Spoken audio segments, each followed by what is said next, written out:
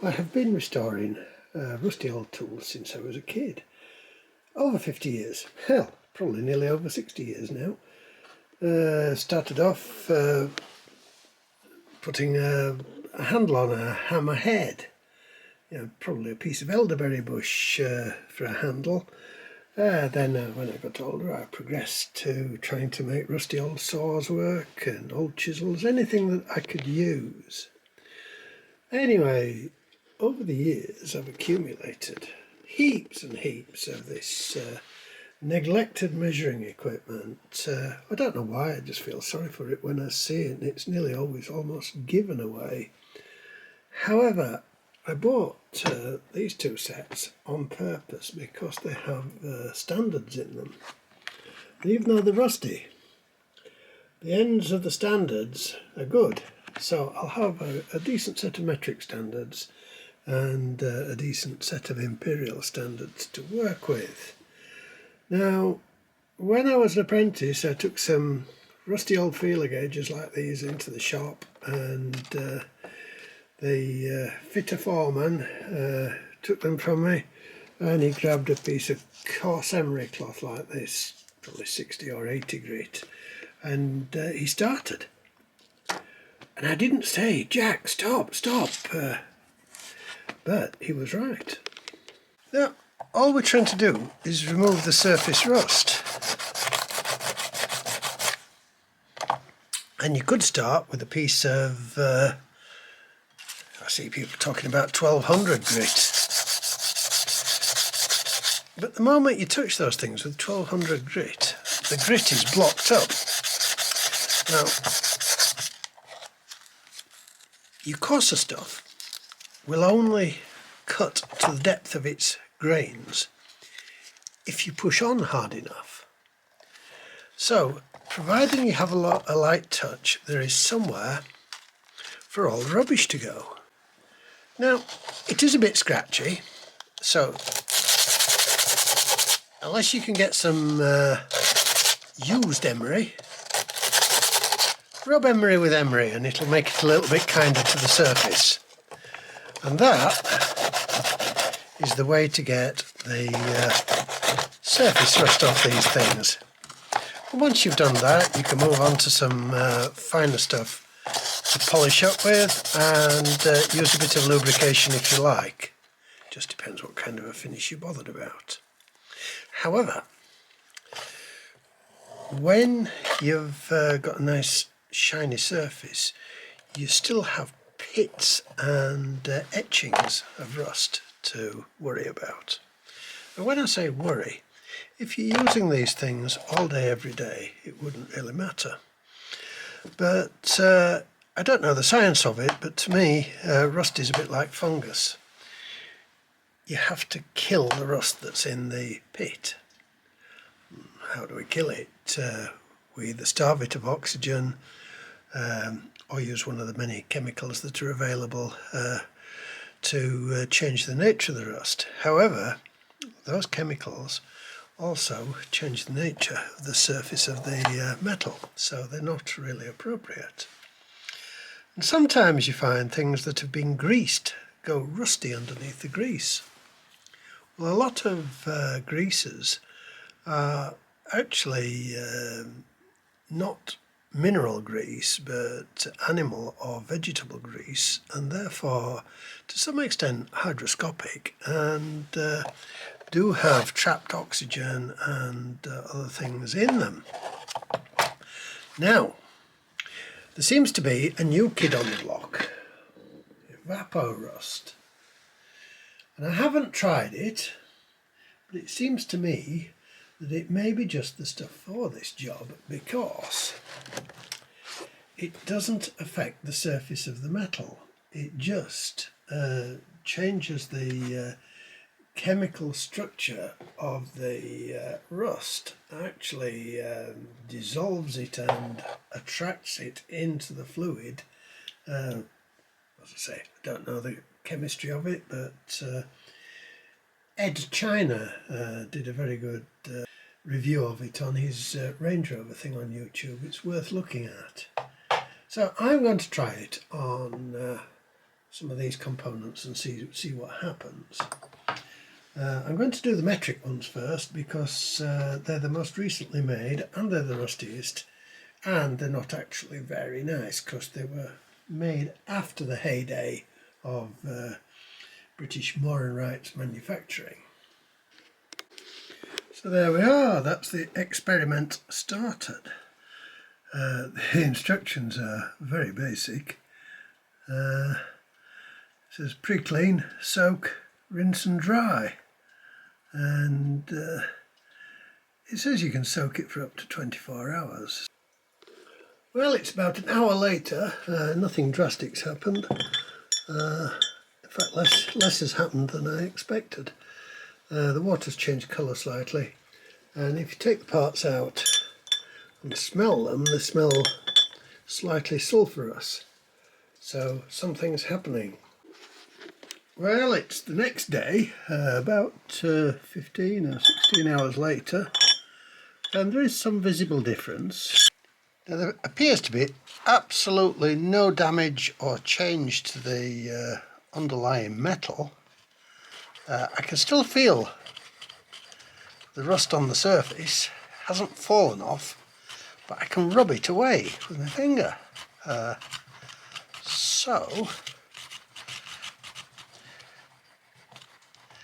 what I'm going to do is take off any loose stuff and then pop these back in the fluid to get into any nooks and crannies. Having rubbed the surface rust, the loose stuff away,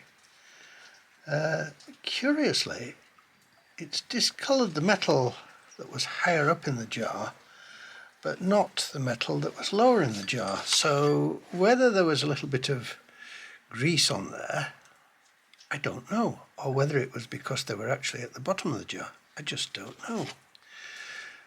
So I've degreased them with a bit of spray, and I'm going to pop them back in the jar and see what happens. Now for my next experiment, I've wire brushed these to get the loose rust off, most of it anyway, and then I'm going to chuck them in the ultrasonic cleaner for a quarter of an hour to thoroughly degrease them in some carburetor cleaner. And then we're going to put them in a jar of the stuff and leave it in a warm place to see if a little bit of heat helps. There, now they're out of the cleaner, so they should be grease free. Pop them in this jar. I'll pop these in the jar and then fill it up with Evaporust. And I'm going to leave it on the storage heater in the house and see how it performs. I didn't notice any difference in using the fluid hot or cold, but curiously, both times it's left the ends of these things shiny. Now, whether that is because only the ends are hardened or because the ends are polished, I don't know. Well now, it said in the instructions that you could leave your items in this stuff for up to 24 hours. It didn't say why up to 24 hours. And one part was missing, and I found that I have neglected to take it out of the Evaporust. It's been in there for a couple of weeks now. It doesn't seem to have turned into a pumpkin, so let's have a see. And there we are. Other than being more discoloured than the other parts, it doesn't seem to have come to any harm at all. Now, looking at this piece that has been in the pickle for a couple of weeks, the non-rusted surfaces don't appear to be in the slightest bit damaged, and every trace of rust seems to have been pickled out of the craters of the rusted areas. The ends, the critical parts of this thing, are undamaged. At least they're undamaged in the very middle, which is the only part that matters. It wouldn't suit a tool room, but for my home workshop purposes, they will do. Well, I must say I'm really impressed with this. It's now 2 months since I treated these components with Evaporust, and they've been sitting in a damp shed in wet southwest Scotland now for 60 odd days, and there is very little rust recurring. I mean, that's incredible, because if these components had had traces of rust, they would have had a real bloom of the stuff by now. So I'm just going to pop them back into the Evaporust to kill that stuff, and then I'm going to grease them up and store them. The bright parts of the nasty Moore and Wright metric micrometer, I'm just going to polish up on the buffing wheel.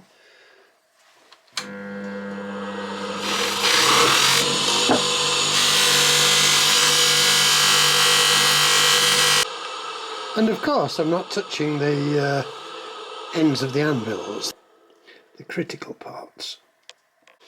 And this is the stuff that I'm going to use to prevent any further deterioration of these tools. Marvellous stuff. I got 3 or 4 cans of this about 30 or 40 years ago, and I'm still using it. I think it's still available, but I don't know whether the formula is the same. Now I'm cross about these ones. I bought these about 40 years ago second hand, Zeiss micrometers, very good quality. I don't have the best record for looking after my gear, but I looked after these. Then I lent them to somebody, and I went and recovered them a month or 2 later, and there they were, sitting in an open barn on a tractor bonnet, rusty. Starrett, Air Ministry, that's AM, Air Ministry, 1926.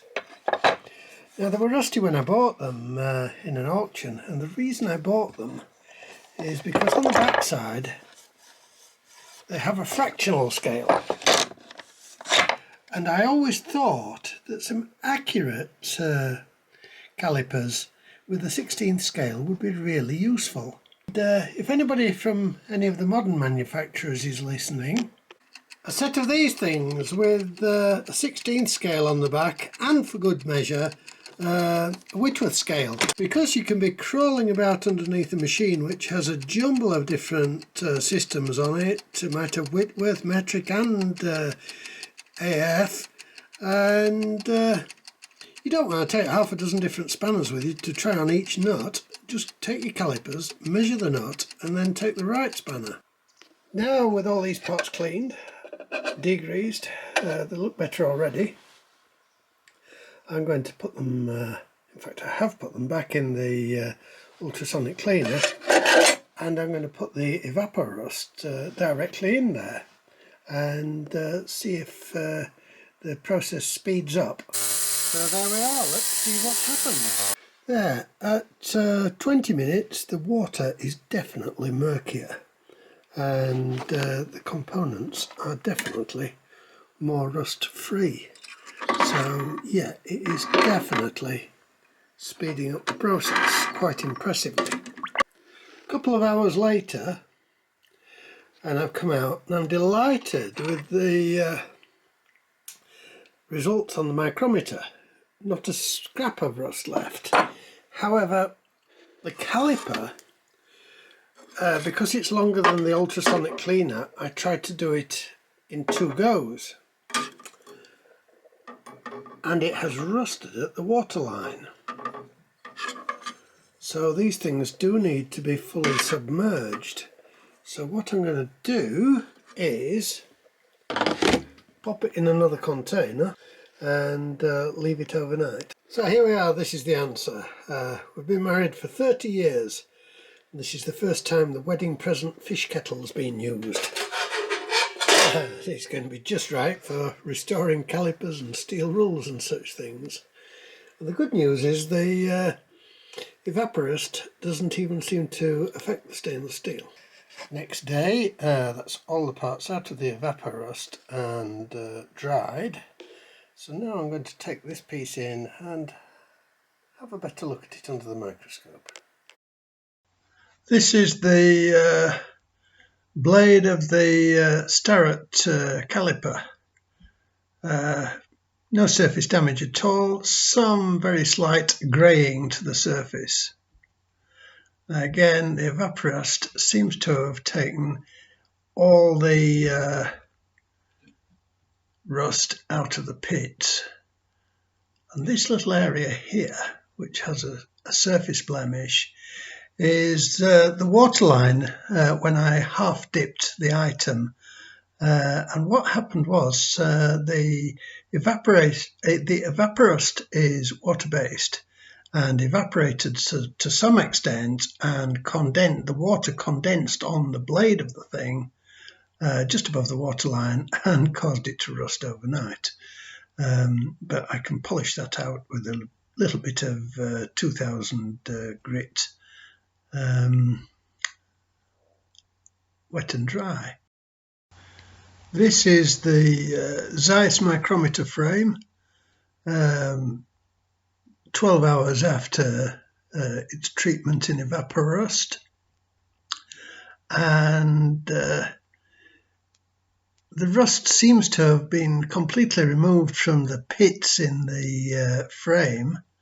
There is some brown discoloration on the surface, I'm not quite sure what that is, and the only discernible difference on the softer parts of the micrometer is some very slight greying of the surface, whereas the harder parts are not in the slightest bit discoloured. Difficult thing to focus, this thing.